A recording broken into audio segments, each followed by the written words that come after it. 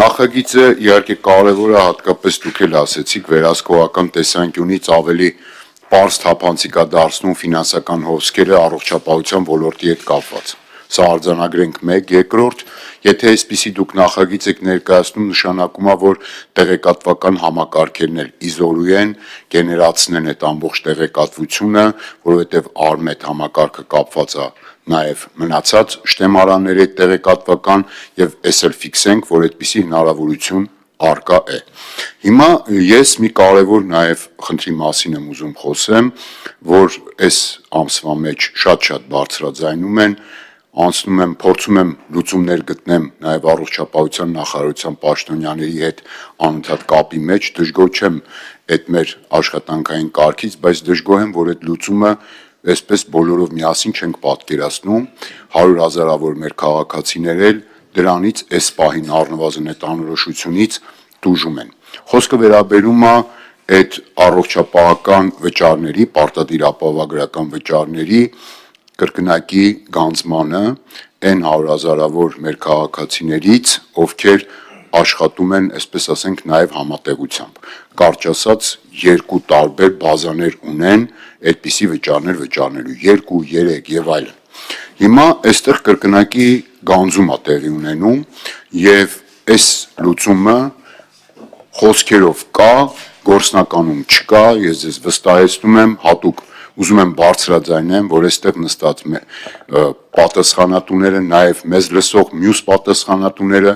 վայրկյան առաջ այդ լուծումները տան, որովհետև քաղաքացու համար որքանով կարևոր է հարկերը իր վճարից, որ վճարում է, դրանից ոչ պակաս կարևոր է, որ իր գրպանից պետությունը ավել գումար չտանի, թեկուզ խոստանալով, որ հետո ինչ-որ ձևով հետ կվճարի։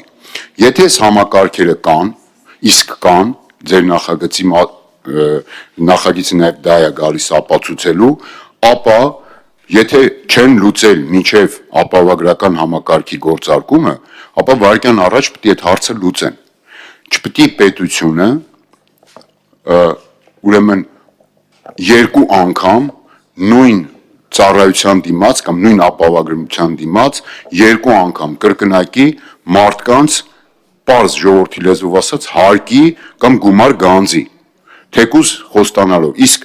այսօր ես նաև փաստում եմ, նաև իմ օրինակով, որ այդ հնարավորությունը չկա, որովհետև ես կայքերն էլ լրիվ ուսումնասիրել եմ, ամբողջությամբ նայել եմ, մասնագետների հետ էլ, պատասխանատուների հետ էլ քննարկել եմ, մի մասը նույնիսկ չի պատկերացնում, թե ոնց դա պետք է լինի, տարաբնույթ մեկնաբանություններ կա մասնագետների շրջանակներում եւ ըստ էության լուծումներ չկա։ Այսինքն մի գանձեք կրկնակի եւ ոչ էլ խոստացեք, որ հետո հետ խոսքը ձեզ չի վերաբերում, էլի, ոչ էլ հետո խոստացեք, որ հետ կվերադարձնեք անորոշ հեռանկարով, սկի դուք էլ չեք պատկերացնում, թե դա ոնց եք անելու։ Սա շատ վտանգավոր է, հատկապես այս համակարգի նկատմամբ մարդկանց մոտ հանկարծ չառաջանան որոշակի բացասական միտումներ, որովհետև այո, այսպիսի համակարգերը նաև ներդրվում են դրական սպասումների վրա, նաև ինչքան էլ նոր է գործարկվում, շատ կարևոր են այսպիսի խնդիրները, եթե առաջանում են, վայրկյան առաջ պետք է լուծվեն, վայրկյան առաջ, որովհետև պետության այսպես ասենք դերը կարևոր է, պետության շահը շատ կարևոր է, հարկային թափանցիկություն մյուս, բայց պակաս կարևոր չի այն քաղաքացու շահը, ում համար այդ ծառայությունը մատուցվում է։ Հակառակ պարագայում մենք կվնասենք հենց բուն այդ համակարգի հետագա գործարկման էֆեկտիվությունը։ Իհարկե, այս ամփոփիչ խոսքում կասենք, մենակ նա ճշտող հարց էլի, պարոն Ավետիսյան, մենք որ զինապահի համար վճարում էինք, այդ նույն խնդիրը էլի չկար, այսինքն տարբեր տեղերից երկար տարիներ չէր պահում ու հետո վերջում վերջնահաշվարկեր արվում, այդ ավելացված մասը հետ էլ վերադարձվում։ Ուզում եմ հասկանամ, էլ ինչքանով են այդ խնդիրները իրար նման։ Տեսեք, այդ խնդիրների ներդրման պահից, եթե կային կամ նախ այդպես չի, որ լրիվ նույնանման են, որովհետև այդպես չի, որ լրիվ նույնանման խնդիրներ են եւ ասենք այդ լուծումները նաեւ թե իրավական առումով, թե գործառնական առումով այդտեղ տված են, այստեղ նստած շատ մարդիկ երևի թե այդպիսի գումարներ հետ վերադարձ ստանում են։ Հիմա ասում եմ, այս մասով Չկա այդ լուծումը, պարոն Թունյան։ Հիմա դուք բնականաբար փորձելու եք ամեն ինչ անեք, որ ասենք չեղած բանը ցույց տակ, որ եղած բան է, բայց դե հիմա մեզ տեսեք, լավ, ես ձեր հետ կարամ համաձայնեմ, ասեմ ամեն ինչ նորմալ է, բայց այն 100,000 մարդը, որ հետ չի ստացել, հիմա լսելու է, ասի, բա ոնց է նորմալ, եթե նորմալ չի, էլի։ Շնորհակալություն պարոն Ավետիսյան խնդիրները բարձրաձայնելու համար, ինչպես դուք նշում եք, այո, պետական շահը կարևոր է եւ այլն, բայց այս ամբողջ համակարգը ներդրվել է առաջին հերթին ըստ իս քաղաքացու շահը պաշտպանելու համար, այն է առողջության բուժօգնության եւ սպասարկման այդ ծառայություններին հասանելիությունը ապահովելու համար եւ այո դուք ճիշտ եք եթե կան որոշ տեխնիկական հարցեր դրանք պետք է արագ լուծվեն դա տեխնիկական հարց է եւ ինչպես պարոն Թունյանը նշեց նույնը եղել է դրոշմանիշային չէ վճարների հետ կապված ես դա հիշում եմ ուղղակի պետք է քաղաքացու կյանք ավելի հեշտացնել ոչ թե թողնել որպեսզի նա դիմումի հիման վրա դա հետո հետ ստանա այլ ավտոմատ կերպով Կարծեմ դիմումով էին հետ ստանում, հա մեկ անգամ են դիմում, ինչևէ, եթե մեկ անգամ այո պետք է դիմել, ամեն դեպքում կարծում եմ այս հարցը պետք է պետական եկամուտների կոմիտեն ուշադիր լինի առողջապահության հետ համատեղ հարցը լուծի, բայց ինչևէ չենք կարող նաև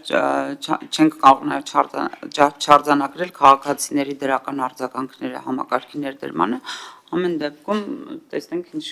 ասեն պետական եկամուտների կոմիտեից շնորհակալ եմ Շնորհակալություն, խնդրեմ պարոն Սահակյան, թե արելացնի բանեք։ Իհարկե հարցը ավելի շատ առողջապահության նախարարության դաշտում է, բայց որքանով ես տեղյակ եմ, օրենսդրությամբ կարգավորված է, որ հետ վերադարձ կկատարվի, այս պահին այո ճիշտ եք ասում չի գործում, բայց ինչքանով էլի ես տեղյակ եմ, առաջիկա օրերում համապատասխան որոշումներ կկայացվեն եւ հետ վերադարձ կլինի մեկ անգամ դիմումով, ինչպես այսօր գործում է կൂട്ടակային սոցիալական վճարի համար, որը եւս եթե տարբեր գործատուներ ամեն ամիս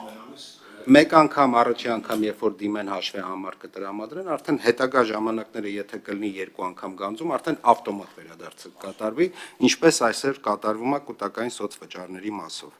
Իսկ մեխանիզմը կա, այո, այսօր չի գործում, բայց ինչքանով ես տեղյակ եմ, առաջիկա օրերին այդ կարգավորումները կտրվեն եւ հիմնադրամը արդեն